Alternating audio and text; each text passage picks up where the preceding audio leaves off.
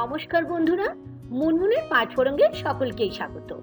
আজ আমরা শিখে নেব সাউথ ইন্ডিয়ার একটা বিশেষ ব্রেকফাস্ট রেসিপি, রাভা ইডলি বা সুজি দিয়ে তৈরি ইডলি।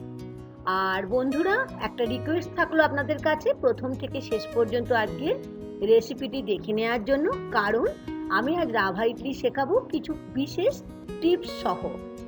আসুন শিখে নিই আজকের রেসিপি।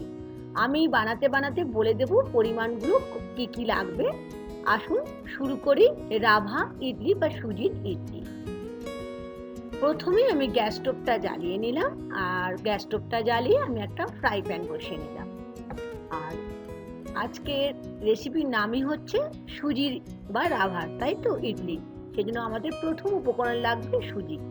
আপনারা হয়তো একটু ভাবছেন ইডলি বানাবে কিন্তু কেন কড়াইয়ের মধ্যে প্রথমে সুজি দিলাম। হ্যাঁ, 1.5 কাপের মতো আমি সুজি নিয়ে নিলাম, আর ফ্লেমটাকে অবশ্যই লো টু মিডিয়াম ফ্লেমে রেখে 4 থেকে 5 মিনিটের মতো করে আমি সুজিটাকে ড্রাই রোস্ট করে নিচ্ছি।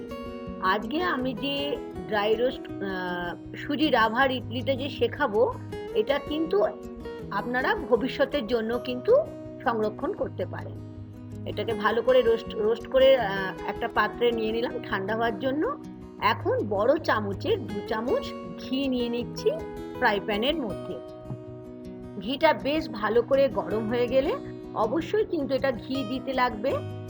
আর এখন নিয়ে নিলাম বড় চামচের 2 চামচ কাজু বাদাম, যেগুলো একদম ছোট ছোট করে টুকরো করে রেখেছিলাম। লো টু মিডিয়াম ফ্লেমে এগুলোকে হালকা রোস্ট করে নিচ্ছি ঘিয়ের সঙ্গে।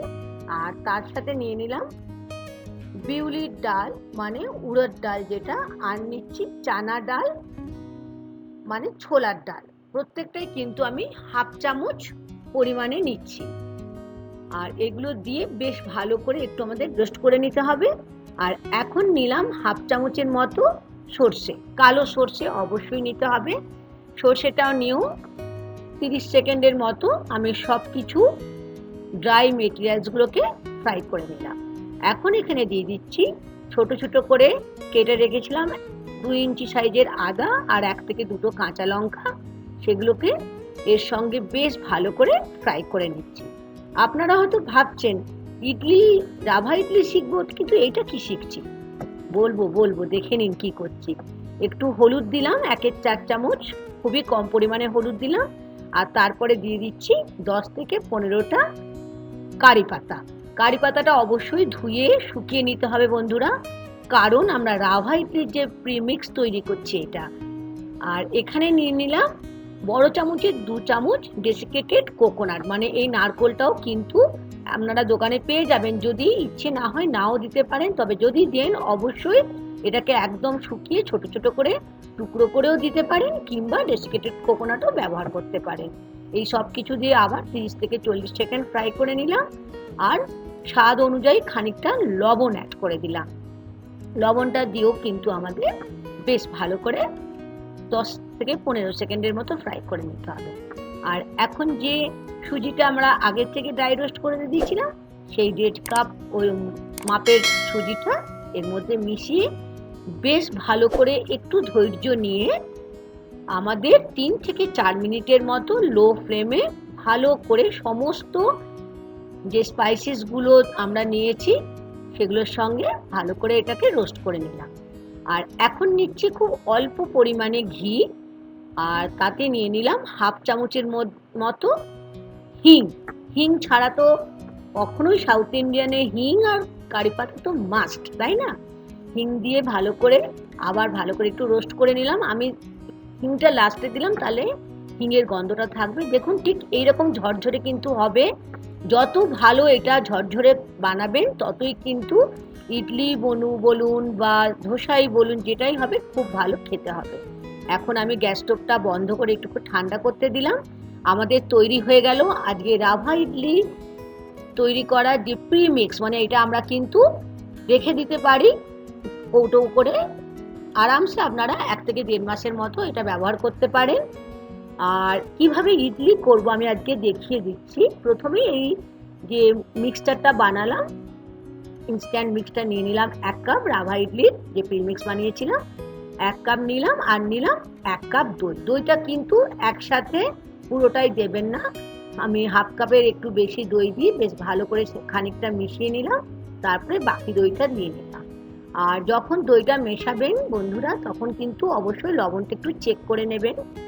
আর যে আমরা প্রিমিক্সটা বানিয়েছি না, এটা কিন্তু আমরা অনেক কিছু ভাবে ইউজ করতে পারি।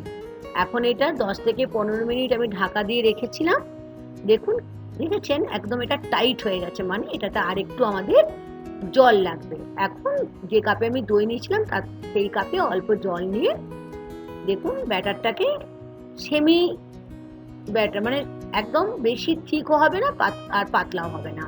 আর এখানে বড় চামচে 2 চামচ ধনেপাতা, যেটা ধুয়ে পরিষ্কার করে রেখেছিলাম, সেটা দিয়ে দিলাম, ভালো করে মিশিয়ে নিচ্ছি। আর রাভা ইডলিতে ধনেপাতা অবশ্যই দিতে লাগবে। আর সব থেকে যেটা ম্যাজিক মন্ত্র আমাদের ইনো দিয়ে দিলাম 1 চামচ।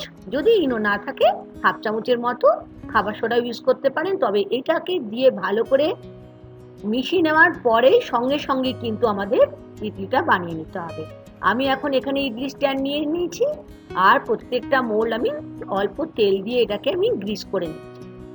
আপনাদের বাড়িতে নিশ্চয়ই ইডলি স্ট্যান্ড আছে, আর যদি না থাকে তাহলে তো দোকানে পেয়েই যাবেন। তা নাহলে স্টিলের বাটির মধ্যেও আপনারা এগুলোকে করতে পারেন। ভালো করে কিন্তু গ্রিস অবশ্যই করতে হবে।